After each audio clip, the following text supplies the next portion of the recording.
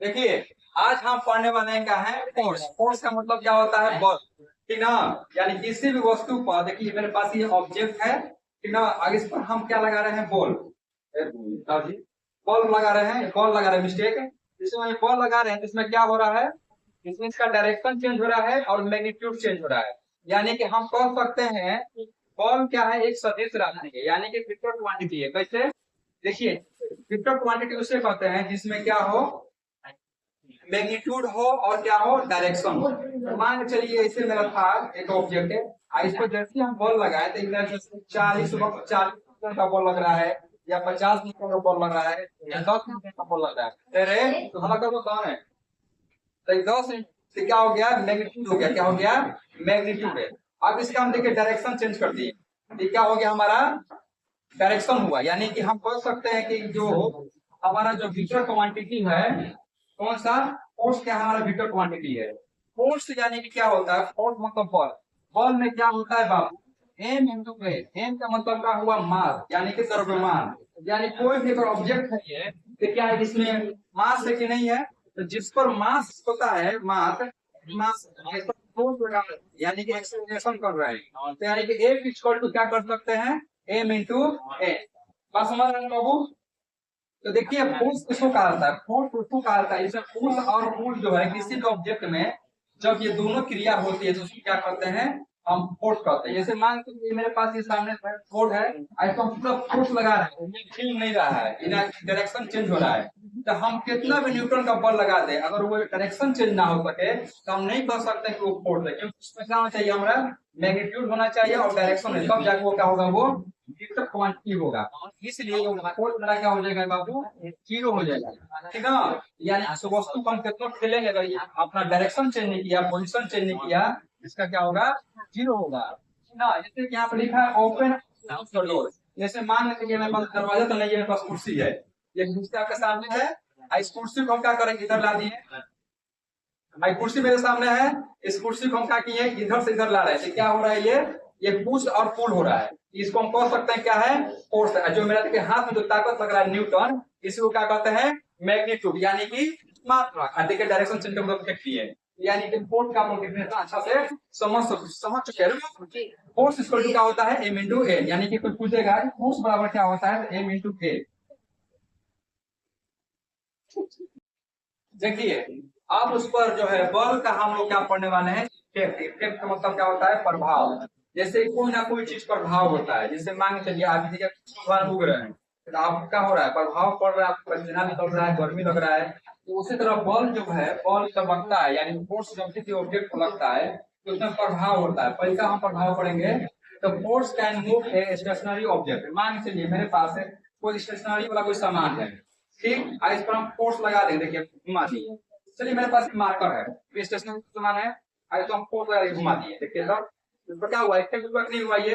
हाँ, यानी फोर्स से हम क्या कर सकते हैं, किसी ऑब्जेक्ट को मूव कर सकते हैं। Force can stop a moving object. मान लीजिए कोई गेंदा आ रहा है मेरे तरफ है, हम का रोनाल्डो की तरह से रोक लिए, दाब लिए, हो गया ये फोर्स। क्या हुआ, यानी कि उस पर फोर्स के द्वारा क्या किया, उसका डायरेक्शन भी चेंज कर सकते थे, मार दिए, आ रहा था उधर से, मार दिए इधर चल गया। ठीक, उसका स्पीड भी हम चेंज कर सकते हैं, जैसे मैं कोई ऐसे आ रहा, हम पकड़ लिया, ये क्या हुआ, एक फोर्स हुआ। Force can change the direction, बता दिए। Force can change the speed of velocity, ये बता दिए। मैंने कोई भी वस्तु है, उसका स्पीड तेजी से आ रहा है, आप क्या किए, बालू का बोरा गिरा दिए सामने गाड़ी का, उसका कागज सिया का गिर जाएगा उधर, यानी उसका फोर्स चेंज कर, फोर्स ले हम उसका स्पीड, डायरेक्शन, ना ऑब्जेक्ट को घुमाना, ये सब चीज हम कर सकते हैं। आप बताइए force can change the shape size of object. अब मान लीजिए हम फोर्स से क्या करते हैं, किसी भी वस्तु का हम ऑब्जेक्ट को चेंज कर, बोतलवा रहे बाबू, आग लगा है। देखिए मेरे पास एक है, ईंट का डब्बा है, हाँ दो। ये देखिए मेरे पास देखिए मेरे पास एक बोतल है, इसको देखिए आप फोर्स लगाए, पचकाएंगे नहीं तो पीना है पानी, इसको हम क्या किए, छिकल, इसका शेप में देखिए बदलाव आगे नहीं आ गया। जैसे मान लीजिए बोतल है, तो इसमें क्या हो गया, ये ऐसे किए, क्या हो गया इसका, तो फोर्स इसका बदलाव होता है। इस शेप को भी हम लोग क्या कर सकते हैं, फोर्स द्वारा चेंज कर सकते हैं। मुझे कैच हो गया। चलिए अब आते हैं टाइप ऑफ फोर्स, यानी फोर्स का प्रकार, यानी बल का प्रकार। यानी कि बॉल का प्रकार मुख्य रूप से दो होता है, एक होता है बैलेंस, एक होता है अनबैलेंस। यानी बैलेंस का मतलब क्या होता है, समतुल्य, एक होता है समतुल्य ना होना, यानी कि बराबर ना होना।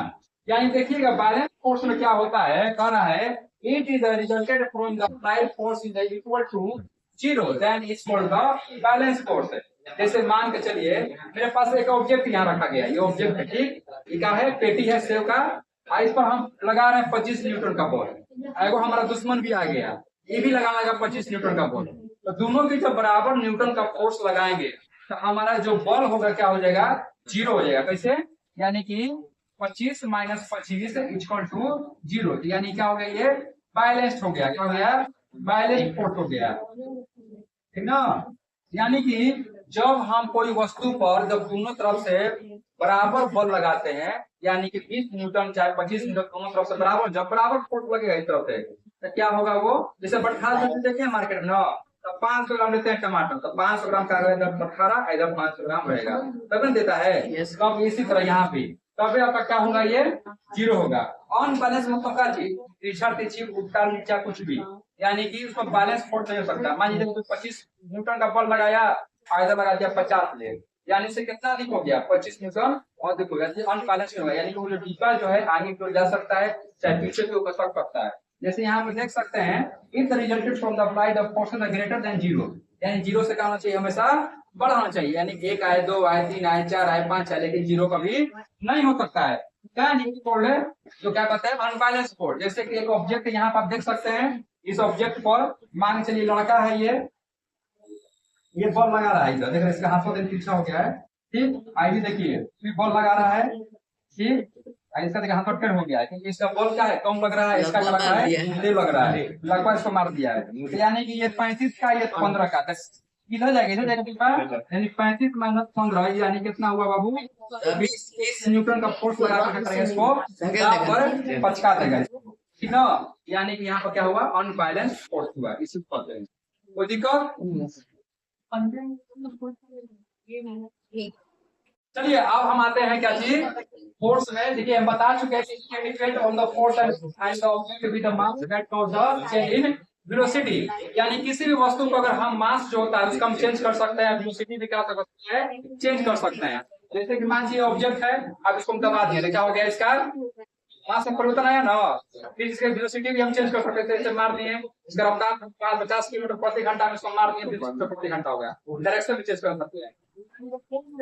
सब बता चुके हैं पहले, ठीक, बताने की जरूरत नहीं है।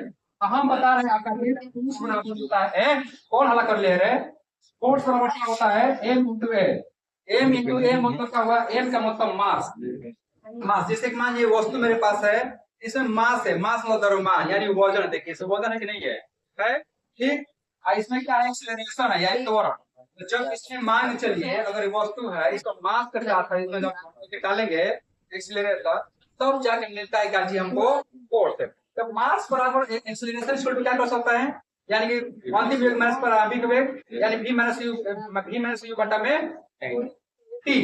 यानी कि आप कह सकते हैं, यानी कि आपका अंतिम मान चलिए एक्सीलरेशन यहाँ चढ़ा, यहाँ पे इनिशियल पॉइंट हुआ, प्रारंभिक वेग 0 हुआ, अंतिम वेग कितना हुआ जो भी हो, ठीक ना। यानी कोई कार चल रहा है, कार इसका जो चल रहा है 10 किलोमीटर प्रति घंटा रफ्तार से, इसका रफ्तार हुआ, शुरू में कितना था, 0 था। यानी कि फाइनल पॉइंट और एक एसेंशियल पॉइंट हम पहले बता चुके हैं, इसको बताने की जरूरत नहीं है। यानी ए को यहाँ पर है, तो ए को क्या हम मास को केजी में डिनोट करते हैं कि नहीं, यस या नो, यस। यानी कि मास इक्वल टू एक्सीलरेशन का तो बता चुके हैं, क्या होता है मीटर प्रति सेकंड होता है, एक्सीलरेशन का होता है प्रति सेकंड स्क्वायर, ठीक ना। यानी कि हम पढ़ सकते हैं इसे, तो क्या इसको इनवर्स करेंगे तो क्या हो सकता है, KG M inverse second square. उसी तरह एसआई यूनिट की हम बात करें तो फोर्स का एसआई यूनिट क्या होता है, जैसे फोर्स क्या होता है, बल लगता है, यानी न्यूटन का बल पर काम करता है। यानी कोई वस्तु विराम है तो विराम में रहेगा, कोई वस्तु गति में तो गति में रहेगा, यानी कि न्यूटन का प्रथम लॉ यही कहता है। तो इस तरह से हम न्यूटन को क्या कहते हैं, इसीलिए हम क्या बोलते हैं, न्यूटन। फोर्स का एसआई यूनिट क्या होता है, न्यूटन। देखिए अब हम पढ़ने वाले हैं क्या चीज, फर्स्ट लॉ ऑफ मोशन, यानी कि इसको न्यूटन का भी नियम कहते हैं, ठीक है। यहाँ पर कह रहा है कि एन ऑब्जेक्ट अगर रेस्ट रिमेन्स खड़े तो कर रहे Nitish Kumar Paltu, An object at rest remains in the state of the rest, and any object in motion will continue in motion along a straight line with a uniform speed until it is the completed by external force to change in state. अगर हम कोई भी object पर अगर कोई external force लगाते हैं, क्या उसकी अवस्था को हम चेंज कर सकते हैं? नहीं कर सकते हैं? कर सकते हैं ना? ठीक, हो सकते हैं। जैसे मान के चलिए कोई मेरे तरफ गेंदा आ रहा है, देखिए देखिए गेंदा आ रहा है, यहाँ पे एक मंकी है, अब इसको जैसे कि इसका गति था कितना, मान के चलिए 20 प्रति घंटा की रफ्तार से आ रहा था, और इसको क्या किया, इसे रोक दिया, तो क्या हो गया, शून्य, और इसे फिर मार दिया, ठीक, मार दिया, यहाँ पे एक्सेलरेशन हो गया काम, यानी प्रारंभिक वेग माइनस अंतिम वेग हो गया, यानी अंतिम वेग माइनस प्रारंभिक वेग, यानी कि इसमें समय भी लगा, यानी एक्सेलरेशन का काम किया, और इसमें क्या किया, ये इसका क्या था, ये मास था, यानी फोर्स अप्लाई कर दिया।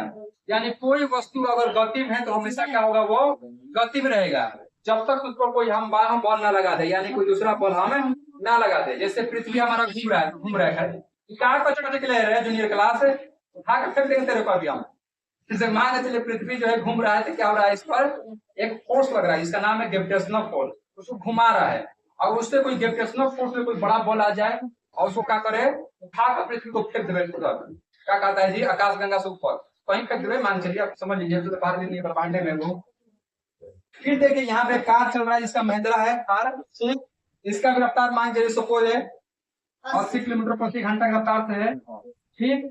अब ये जो है, अब एगो टाटा के गाड़ी आ गया बड़का ट्रक, इसमें लड़ गया, अभी क्या करेगा, चूर चूर हो गया। यानी जिसका अगर मास अधिक रहेगा, मास, उसमें वेलोसिटी क्या होगा, बढ़ेगा। कहने का मतलब है मास डिपेंड किस पर रहेगा, वेलोसिटी, यानी कि अगर उसका मास जितने लगाइएगा उसका वेलोसिटी भी क्या होगा, उतना ही ग्रोथ करेगा। अगर आपका दोनों मिलकर बनेगा क्या चीज आपका, हम कह सकते हैं फोर्स, ही की जगह हम एक कर सकते हैं, यानी कि फोर्स में जब मास डिपेंड करता है किस पर, फोर्स पर, अब फोर्स डिपेंड करेगा मास पर। अगर कोई ऑब्जेक्ट है, अगर उसमें बहुत बड़ा मास है उसका है, मान चलिए 500 किलो का हाथी बराबर है, हम चुकी पर बॉल लगाएंगे तो क्या वो जा पाएगा। जैसे कि सपोज एग्जाम्पल, ये दीवार है, तो हम फोर्स लगा रहे थे, क्या इसको कोई फोर्स क्या हो रहा है, जीरो हो जा रहा है, और वही कोई जेसीबी लेकर आया फेंक दिया, तो फोर्स क्या होगा, आगे बढ़ेगा, ग्रेटर देन हो जाएगा जीरो से। तो बस में ना, तो न्यूटन की फर्स्ट लॉ ऑफ मोशन कहता है कि कोई भी वस्तु अगर विराम अवस्था में तो विराम अवस्था में रहेगा, कोई वस्तु गति अवस्था में तो गति अवस्था में रहेगा। इसका डायरेक्शन और पोजीशन को भी हमें चेंज कर सकते हैं फर्स्ट लॉ।